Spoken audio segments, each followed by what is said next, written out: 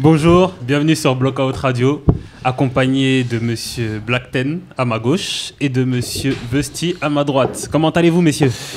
Écoute, ma foi, moi je vais très bien.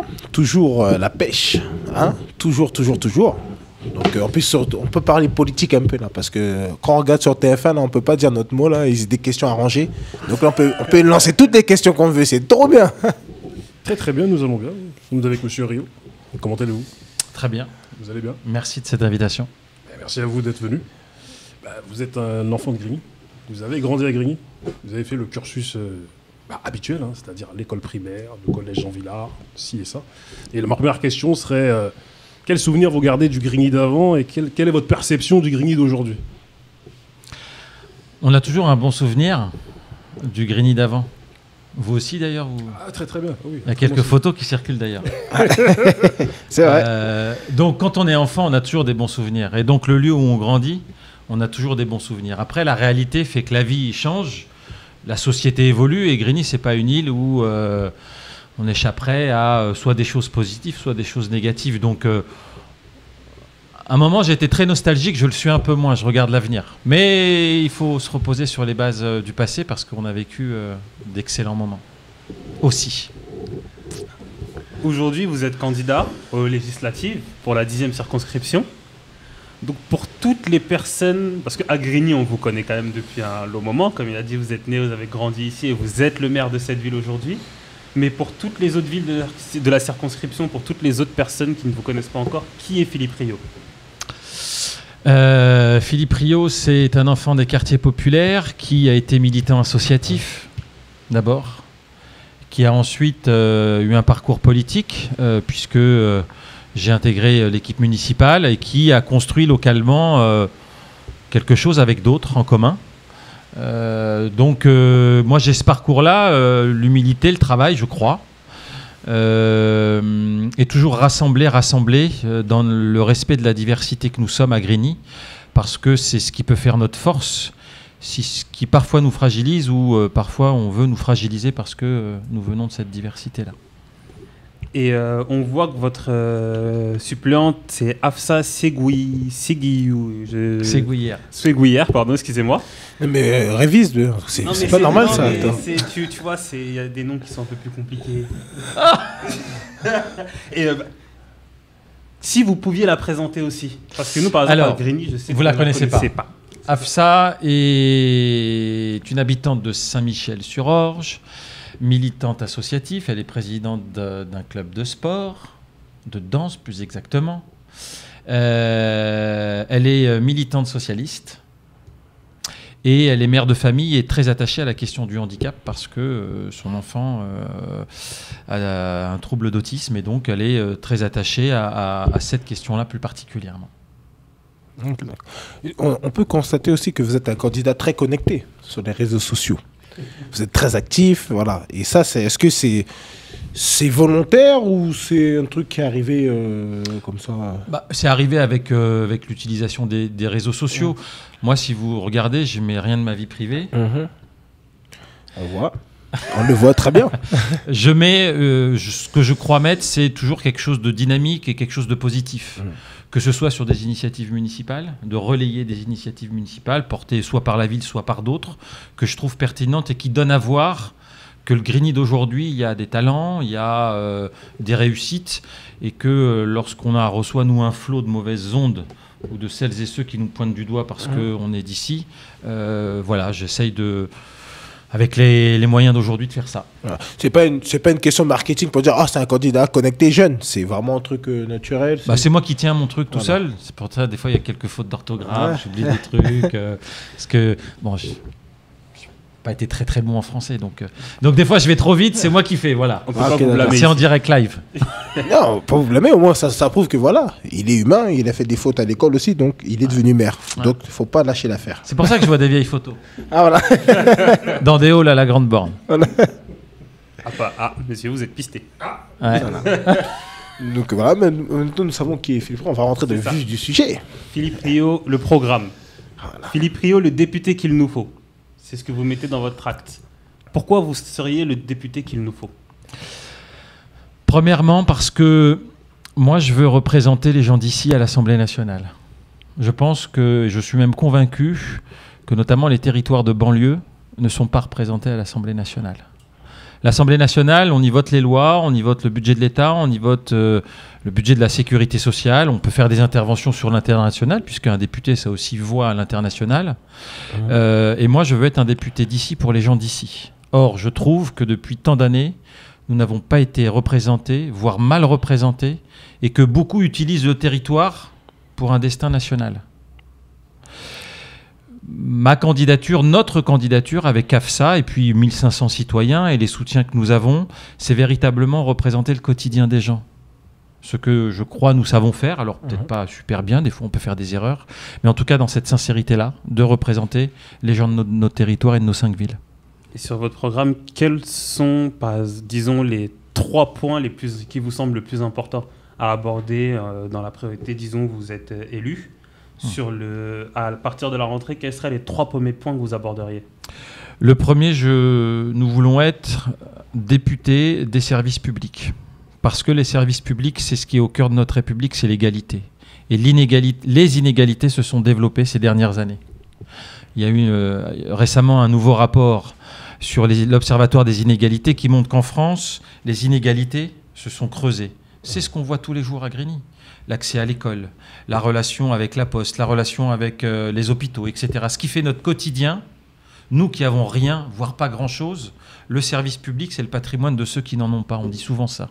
Et donc, si on ne redonne pas du service public aux gens, on ne peut pas changer la vie des gens. C'est aujourd'hui, par exemple, vous le savez, quand on va aux urgences dans ce super hôpital moderne, qui coûte un bras à l'usager, on est même obligé de payer le parking pour aller voir son enfant, sa mère ou son père malade. Il y a des logiques dans ce pays qu'il faut rompre. Et moi, je crois que le service public, ça doit être au cœur de ça. Le deuxième élément qui me paraît important, c'est bien évidemment la question de la paix. Pourquoi ? Dans nos villes de banlieue, et c'est pas péjoratif quand je dis banlieue, moi je revendique d'être peut-être un député de banlieue, comme il y a des députés de montagne, des députés de villes touristiques, des députés de la mer, des députés, etc. Il faut qu'on arrive, nous, issus de banlieue, à se dire il nous faut des députés de banlieue qui nous représentent. La question de la paix, elle est importante. Chaque fois qu'il y a quelque chose dans le monde, ça résonne dans nos villes de banlieue, parce qu'on vient de partout. Grigny, c'est 90 nationalités. Mais à l'échelle de la circonscription, c'est aussi énormément de nationalités. Et chaque fois qu'il y a un foyer de tension, de haine, de guerre, etc., la France n'a plus cette voie indépendante, libre.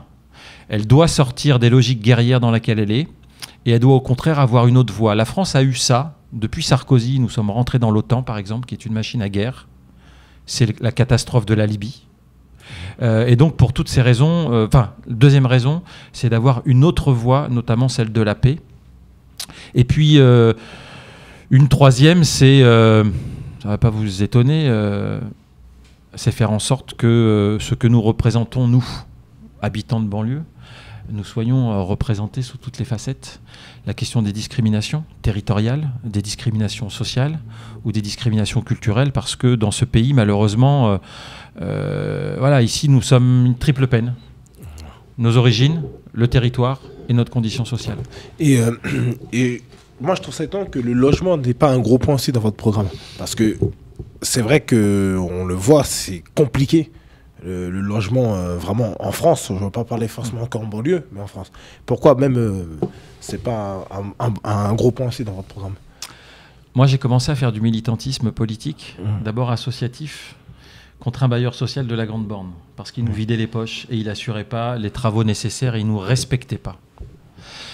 Quand je parle de service public, je parle hôpital, je parle logement, je parle transport, je parle école.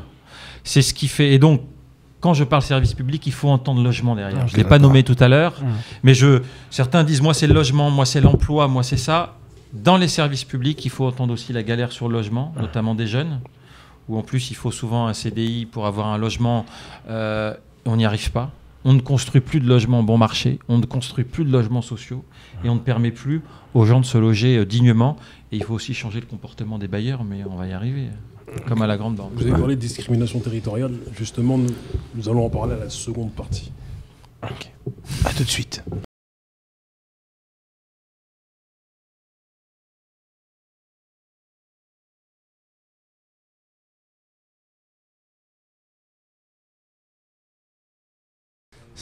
Salut à tous, bienvenue dans la Néosphère. Aujourd'hui, c'est une émission assez spéciale. Comme vous pouvez le constater, il y a du monde autour de moi. Je vais laisser mes invités se présenter. Comme ça, on va rentrer direct dans le vif du sujet. Madame, honneur à toi.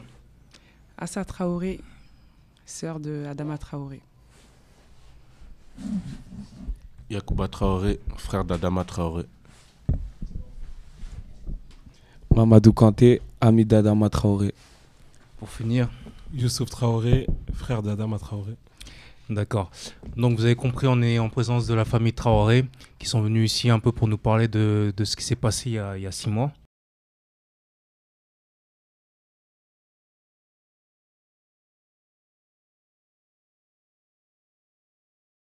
De retour sur la Bloc Radio, toujours avec le candidat, M. Philippe Rio. Donc, on revient pour toujours discuter du programme. Exactement. Et après, le piquer un peu aussi, quand même. Nous parlions de quoi Le portefeuille. Nous parlions de discrimination territoriale. Il y a peu, il y a eu un documentaire dans lequel vous étiez, Djili Diarra et moi-même, qui parlait un petit peu des notions d'apartheid territorial. D'ailleurs, je vous cite, Grigny fait partie de ces territoires de la République en décrochage qui souffrent d'un apartheid social et territorial. Et selon vous, pour éradiquer ou amoindrir cet état de fait, il ne faudrait pas engager un dialogue sérieux avec les offices HLM, l'État, à un moment donné? Pas que. Je crois que nous tentons sous différentes formes à faire reconnaître notre identité et à lutter contre cet apartheid. Mes phrases et mes interpellations aux plus hautes autorités de l'État vont dans ce sens, de dire qu'il ne peut pas y avoir d'apartheid dans ce pays. Et donc, vous devez empêcher ce décrochage, parce que l'apartheid, c'est mettre de côté des gens. Et donc, mettre de côté des gens, c'est parce qu'on s'aperçoit qu'il y a... je reviens à la question du service public en France. L'histoire du service public a permis à des territoires de revenir dans la République. Aujourd'hui, la diminution des services publics, les politiques d'austérité et libérales font que la réduction des services publics font décrocher ces territoires. L'exemple le plus terrible, c'est celui de l'éducation nationale. C'est quand même par l'école qu'on permet... Jean Villard, non? Oui. Jean Villard? Oui, Jean Villard. L'ancien? L'ancien, nouveau. Moi, j'ai fait que l'ancien, moi, je suis désolé. C'était la transition, c'est ça. Par exemple, l'école. À Grigny, 25% des élèves arrivent jusqu'au niveau bac. La moyenne nationale en France, c'est 80%. Et nous savons tous que c'est l'école qui fait nation, c'est l'école qui fait du commun. Ça veut dire que l'éducation nationale est en échec sur cette question-là. Et donc moi j'interpelle pour dire, mais regardez ce chiffre, ça fait partie du décrochage. Refaites plus d'écoles et mieux d'écoles pour qu'on se sente, nous, tous appartenir à la même nation. La nouvelle est malheureusement tombée. Le rapport de l'INSEE est clair. Grigny est la ville la plus pauvre de France, avec 44,8% de pauvres. Et voilà, ma question est la suivante. Il n'y a pas si longtemps, voilà, vous avez eu des réunions régulières à Matignon avec M. Valls pour un plan d'urgence exceptionnel. Avec ce changement de gouvernement, qu'en est-il de ce plan? Est-il toujours de vigueur ou est-il interrompu? Voilà, c'est ma question. Je vais faire deux réponses à une question. La première, beaucoup de gens s'étonnent. Ah, vous êtes pauvre. Moi, je leur réponds, mais en France, il y a des pauvres. Il y a d'ailleurs de plus en plus de personnes qui vivent sous le seuil de pauvreté. Il y a des gens pauvres, mais il y a aussi des villes pauvres. Qu'elles soient d'ailleurs gérées à droite comme à gauche. Je dis ça parce que c'est un argument de campagne d'une de mes concurrentes qui me dit « Oh, regardez, la gestion, les gens sont pauvres, faut pas voter pour lui. » Oui, il y a des gens pauvres. Ils veulent pas être pauvres, ils veulent pas vivre pauvres, ils veulent vivre dignement, les gens. Et donc, il y a véritablement un rapport de force. Sur le rapport et la démarche que nous avons engagée avec l'État contre l'apartheid territorial, ça mettra plusieurs années. Nous avons, saisi le conseil municipal dès l'élection d'Emmanuel Macron. Nous avons demandé une rencontre pour dire est-ce que ce qui a été engagé va s'arrêter ou pas. Je prends un exemple. On a signé avant les élections sur l'éducation nationale l'arrivée de 20 postes sur Grigny, de la maternelle jusqu'au collège.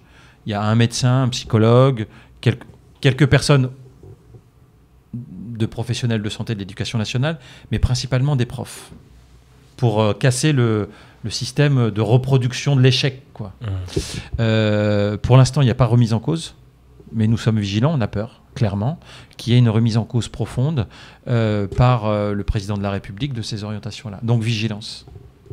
Vous pensez qu'il y a une issue pour les cités, enfin pour les quartiers de France, notamment pour les villes comme Grigny, qui ont des quartiers comme la Grande Borne ou Grigny Centre? Vous pensez qu'il y aura une issue un jour pour que ces quartiers s'en sortent?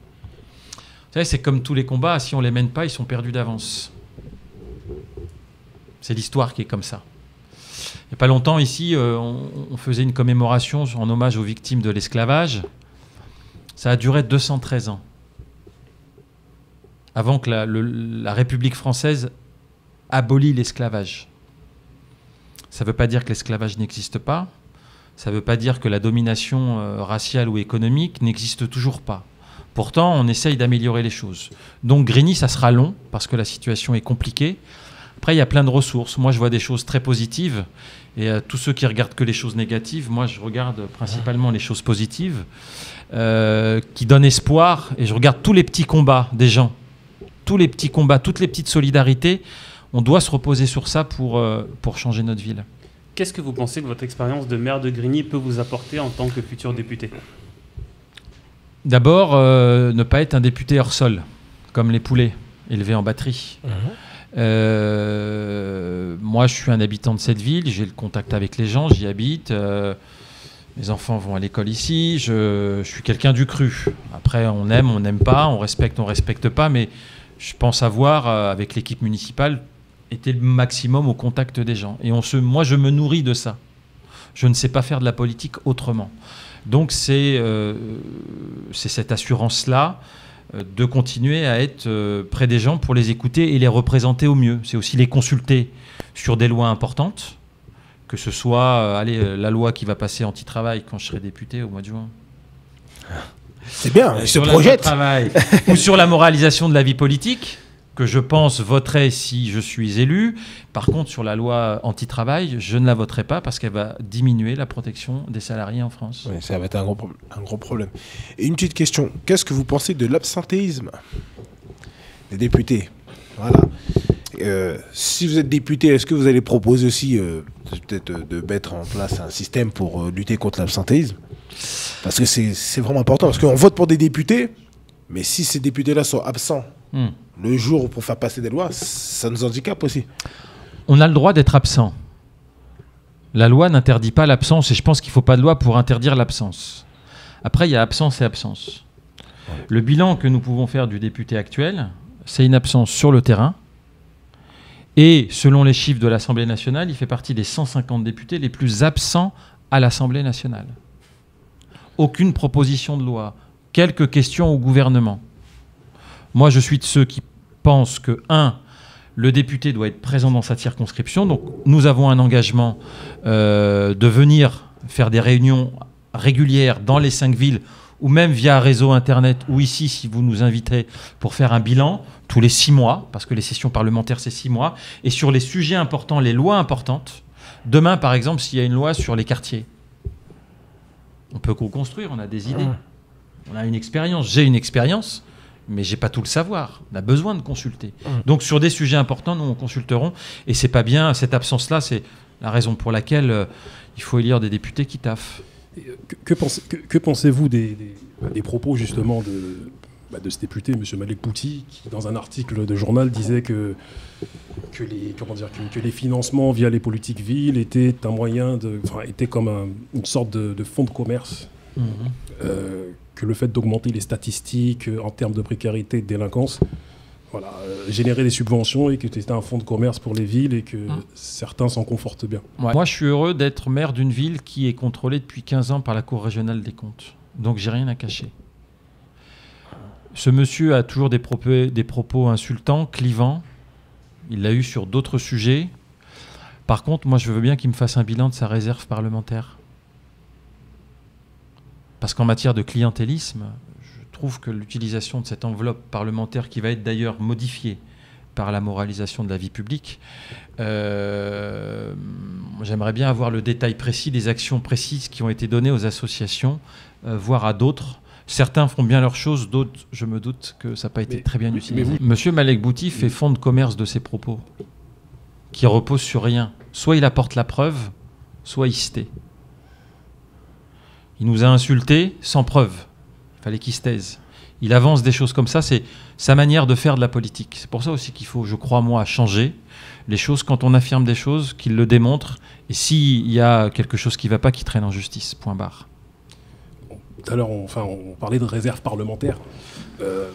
Est-ce qu'en termes de... On sait que beaucoup d'associations utiles et efficaces souffrent d'un manque de financement. Vous, si vous êtes élu, est-ce que vous êtes prêt à contribuer à ces associations, à les aider? Et quel type d'association aiderez-vous? C'est ça. La réserve parlementaire est un fonds de commerce. Assure très souvent, je ne dis pas tout le temps, mais très souvent, un fonds de commerce électoral. La vie associative ne sera pas réglée par la réserve parlementaire ou le nouveau fonds de transparence. La vie associative, elle sera sauvée lorsque les pouvoirs publics arrêteront de diminuer les dotations aux subventions, aux collectivités locales et aux associations. Parce que les principales pourvoyeurs aux associations, ce sont les collectivités locales et l'État. Or, on voit depuis 5 ans une diminution constante des subventions aux associations de la part du département, de la région, voire des villes. Et c'est ça la plus grande catastrophe. Le reste, c'est du fonds de commerce. Mais par contre, il faut, je crois, moi, réglementer la question des associations et de l'utilisation du fonds de transparence aux associations. Parce que tout à l'heure, nous avons parlé du clientélisme. Est-ce que vous pensez que ce fléau pourra s'éradiquer un jour? Non, parce que ça peut être compliqué, parce que moi je pense aussi. Non, mais il y a un acheteur et un vendeur. Oui, c'est ça, mais parce que c'est-à-dire qu'il y en a qui réclament aussi ça. C'est compliqué. Mais après, il faut, voilà, c'est dur d'être droit parce qu'il peut y avoir des tentations. Sincèrement, c'est dur de rester droit. Mais on le voit beaucoup que c'est comme ça, ils achètent aussi des voix. Ça se fait, ça date pas d'aujourd'hui. C'est par rapport à cette réserve-là aussi qu'on arrive à dire oui, comme ça tu vas voter pour moi, je te donne ci, je te mets bien. Donc, voilà. Alors ça peut être des coups de pouce à des projets. Il peut y avoir un coup de pouce, tiens, je sais pas moi, un média, je sais pas, une association caritative qui fait un projet, et après on peut avoir des sensibilités. Parce qu'on a une histoire, il y en a qui vont plus pencher vers des associations caritatives pour donner à manger aux gens, pour faire des maraudes, ou pour distribuer. Voilà, il y a quand même beaucoup de... On peut donner, ou même des clubs sportifs. Ouais. Peut-être même créer un observatoire de contrôle des associations pour savoir parce que ce qu'elles font réellement et pourquoi pas. Quelles sont les plus efficaces. En fait, c'est un atelier de co-construction législative que vous êtes en train de faire. Quels sont les plus méritoires et autres. Samba, je t'en prie. Moi, je vais casser un peu l'atelier. Aïe. Et pour revenir sur... Je vais remettre dans le contexte. Élection présidentielle. Le Front de gauche PCF fait campagne aux côtés des Insoumis. À fond. À fond, effectivement. Législative. Pour prendre juste par exemple la 10e circonscription. Les Insoumis ont un candidat. Le Front de gauche a un candidat. Le Parti socialiste était censé avoir un candidat. Mais on peut remarquer que deux des principaux, dont le candidat du Parti socialiste aux élections présidentielles, soutient le candidat du Front de gauche qui est vous-même. Est-ce que vous pouvez un peu nous dépatouiller de tout ce marasme politique? Parce qu'on voit des lettres c'est via ça. les réseaux Vous sociaux. avez des lettres. Ça fait un grand, ça fait un grand Rubik's Cube, mais qui est complètement désorienté. La situation est relativement simple. Jean-Luc Mélenchon a fait le choix, après l'élection présidentielle, de présenter des candidats dans 570 circonscriptions en France. Considérant, et c'est la différence de stratégie que nous avons, qu'il souhaitait que la France insoumise soit hégémonique à gauche. C'est un choix de stratégie politique. Certains me disent d'égo, etc. Je dis non, il fait un choix qui est clair, il l'a dit, il l'a prononcé. Je ne suis pas de ceux qui pensent que c'est une bonne stratégie. Nous voulons, nous, dans cette campagne, prolonger la dynamique de Jean-Luc Mélenchon, considérant que les 7 millions d'électeurs et d'électrices qui ont voté Jean-Luc Mélenchon ne lui appartiennent pas. On veut continuer cette dynamique et vous savez qu'à Grigny, on a fait le meilleur score en l'Essonne, 43%. Qu'il y est pour beaucoup et que j'ai envie de dire que les petites gens d'en bas, ils y sont aussi pour quelque chose un petit peu. Et que nous, on veut donc prolonger et rassembler au-delà même de la France insoumise. C'est la raison pour laquelle nous avons un accord avec les socialistes de gauche. Nous avons rejoint Benoît Hamon et Christiane Taubira. Parce que nous pensons qu'à gauche, il ne peut pas y avoir d'hégémonie. Il ne peut pas y avoir un seul parti qui dise c'est nous les nouveaux et vous les anciens, y compris les alliés, vous en allez. Donc c'est la raison pour laquelle on a déposé cette candidature. Moi, je vois qu'il y a quelques insoumis qui nous rejoignent, considérant que cette volonté de dominer la scène politique de Jean-Luc Mélenchon n'est pas appréciée de tout le monde. Et vous n'avez pas peur que, à force d'avoir tous ces petits, on va dire, ces petits trucs, donne de la force plus aux autres partis, comme En Marche ou de droite, parce qu'en fait, ça fait plusieurs candidatures, donc ça éparpillé les votes. Moi, je regrette qu'il n'y ait pas eu d'accord entre la France insoumise et nous. Mais encore une fois, c'est pas uniquement dans la 10e circonscription de l'Essonne, c'est partout. Oui, c'est pour ça que j'ai... Donc, je le regrette. Après, voilà, si vous avez une conviction, une manière de faire, une manière de conduire le rassemblement et pensez que les rapports de domination, ça prend un peu la tête, vous y allez. Puis après, on se verra, on comptera. Nous, on porte une campagne aujourd'hui que je crois, moi, dynamique, sans insulter personne, en expliquant cette difficulté. Mais je crois qu'En Marche, ils ont la même difficulté avec Malek Bouti, qui se proclame de la majorité présidentielle. Ouais, mais il a écrit sur son affiche candidat de la majorité présidentielle. Donc il se réclame d'En Marche, sans être En Marche, sans en ayant l'investiture. Il a essayé d'avoir le Parti socialiste et il ne l'a pas eu. Donc il a inventé un truc qui s'appelle majorité. Donc c'est un peu compliqué entre lui et puis le candidat officiel d'En Marche. Il a été investi par le Parti socialiste, mais il a décidé de se retirer lui-même pour être candidat En Marche, qui ne l'a pas investi. Voilà. Et ensuite, il est revenu vers le Parti socialiste en disant, puisque j'ai pas eu En Marche, vous pouvez me la redonner. Et aujourd'hui, il y a des socialistes de la 10e circonscription qui ont fait le choix d'être autour de notre candidature avec Afsa Seguière et avec le soutien, encore une fois, de Christiane Taubira, qui me semble être une figure de gauche irréprochable. Ça devient compliqué. Amour, gloire et beauté, le Melrose Place, tout ça mélangé. Là, je n'arrive pas. Il y a la clinique de la Forêt Noire aussi. Ah ok, d'accord, mais franchement, là, c'est compliqué tout ça. D'Éric ou Colombo. Non, mais on arrive bientôt au terme de notre entretien. Et la question que je voudrais vous poser, c'est votre candidature. Qu'est-ce qu'elle apportera à cette ville dont vous êtes maire, Grigny? Et à cette circonscription. Voilà. Oui, particulièrement à Grigny, vu que nous sommes à Grigny. Bon, si on parle de Grigny, moi je pense qu'un député venant de Grigny, c'est un plus pour la ville et pour les habitants de cette ville. Je pense que nous serons mieux défendus par un habitant de Grigny qui a été aux responsabilités, qui a fait des choses, et qui passe son temps à défendre Grigny partout où il passe. Donc ça sera un plus pour Grigny, pour nos projets également. Parce qu'un député, ça pèse. Malheureusement, on a eu des députés souvent qui étaient contre nous. D'ailleurs, on n'a rien demandé, c'est pas nous qui avons commencé. Moi, j'ai insulté personne, j'ai pointé du doigt personne, mais très rapidement, il se trouve que quand on vient de Grigny, vous savez ce que c'est. On pointe du doigt, machin, ta. Donc, moi, je crois véritablement qu'on se fera mieux respecter. Et on essaiera d'avoir un peu plus de dignité sur nous. Ça, c'est important. Après, à l'échelle de la circonscription, nous avons une circonscription très populaire. Hein. Et donc, ce que je dis pour Grigny, ça vaut pour les autres. D'être représenté dignement à l'Assemblée nationale. Sans insulte, d'où qu'on vienne. Quel parcours qu'on ait. Moi, je veux d'abord être un représentant de la circonscription qui fasse respecter et qui rende les gens dignes. Doléance de la part de certains. Money Time. Voilà, Money Time, excusez-moi. Voilà, c'est juste, je termine. Voilà. Steve se dit, regarde, moi, je t'avais dit quoi. Voilà. Non, nous savons tous que Black 10 aime discuter. Allons-y. J'ai une doléance de la part de certains. L'hélicoptère. Quand est-ce qu'il va arrêter de survoler Grigny? Supercoptère. Ont du mal là-dedans. Ah ouais. Au tonnerre mécanique. Supercoptère. Je ne suis pas maître de l'hélicoptère. La préfecture et la police nationale considèrent que c'est un moyen de dissuasion et de contrôle.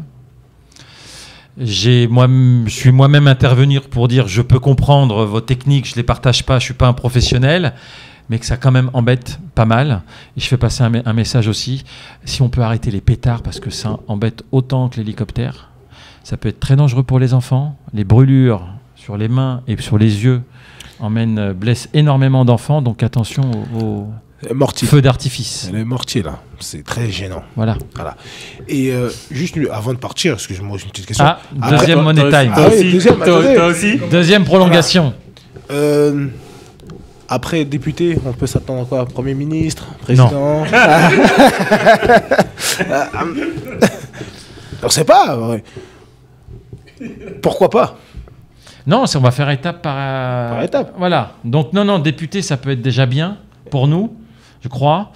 Après, tout à l'heure, vous disiez, quand les gens ils montent trop haut, vous disiez ça tout à l'heure.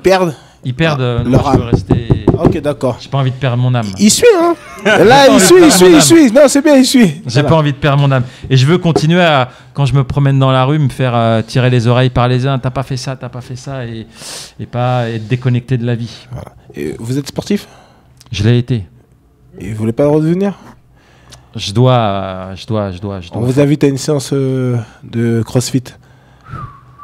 Allez, filmez tout pour montrer à quel point que le futur député de la 10e circonscription de l'Essonne est vraiment C'est parce qu'il a motivé. repris, hein. C'est parce qu'il a repris ça. Est vraiment motivé. C'est exactement ça. Non, je vais reprendre d'abord. Non, c'est trop violent pour Non, on y va tout doucement. Non, mais c'est les gros trucs avec les pneus et tout ça. Le futur député se dégonfle. Attention, c'est filmé. Non, je peux pas me dégonfler. Alors. J'ai déjà fait du parachute avec des jeunes. Ah oui, non, en mais tandem. là. Ça vous dit, vous, de faire? Il n'y a pas de problème. Donc voilà. Donc, à quand la séance? Filmé avant les élections. Avant les élections. Moi, j'ai des images de mon saut. D'accord. Parachute. Non, mais je mettrai des Par images. contre, on peut lancer tout de suite l'invitation pour l'entre-deux tours. L'entre-deux tours, bien sûr. À la radio. C'est déjà plus simple que le CrossFit. Non, mais il faut qu'il fasse le CrossFit. Il s'est dégonflé, hein. Vous avez vu? Non, il n'y a pas de dégonflage, mais c'est trop violent. On y va doucement, en Nazi. douceur. Il a été footballeur au club de foot de Grigny, c'est ça? Yes, c'est ça. On me l'a dit. Douceur. En douceur. Après, dans un mois, CrossFit. Au mois de septembre. En tout cas, vous avez vu? En tout cas, on a fini le Money Time. On va vous laisser le dernier mot. Si vous voulez dire quelque chose à vos futurs électeurs. Ou futurs, pas encore électeurs, mais qui peuvent le devenir. Dimanche, votez pour vous. Non, c'est nul ça. J'ai les slogans comme ça, j'ai pas moi. Non, faites le bon choix. Et élisez des gens d'ici pour vous représenter, dignement et fièrement. Simplement. Merci beaucoup. Avec l'humilité et le travail. Il n'y a que ça qui beaucoup. compte. Et j'espère à la semaine prochaine. Quoi qu'il arrive, si vous voulez. Je pourrais vous faire le commentaire du second tour si vous voulez. Il n'y a pas de problème. Il n'y a pas de souci. C'est noté. Ok, on vous dit à la prochaine. Paix sur vous. Merci.